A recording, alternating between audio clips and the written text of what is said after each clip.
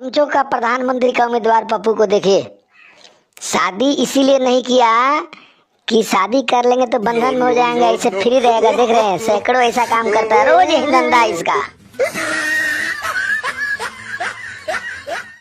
जनता बताए ऐसा कर्म है क्या अपनी संस्कृति में? जनता बताए ऐसा कर्म है क्या अपनी संस्कृति में? चोंच से चोंच लड़ाने वाला ये कचड़ा है राजनीति में। बिल्कुल खानदानी काम कर रहे हो। बाप दादा ने जो कर्म किया बेटा भी तो वही करेगा।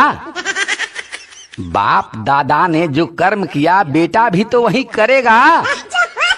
उनका जो भी हश्र हुआ ये भी एक दिन वही भरेगा। एक बेदागी मिलेगा नहीं, एक बेदागी मिलेगा नहीं कांग्रेस की समिति में। चोंच से चोंच लड़ाने वाला ये कचड़ा है राजनीति में। बिल्कुल खानदानी काम कर रहे हो। इसी कुकर्म को करने खातिर विदेश हमेशा जाता है। इसी कुकर्म को करने खातिर विदेश हमेशा जाता है। देश के विरुद्ध में बोल बोल कर टाका वहां फंसाता है। फेल है, हरदम फेल रहेगा। फेल है, हरदम फेल रहेगा। बस इसी कूटनीति में चोंच से चोंच लड़ाने वाला ये कचड़ा है राजनीति में। बिल्कुल खानदानी काम कर रहे हो।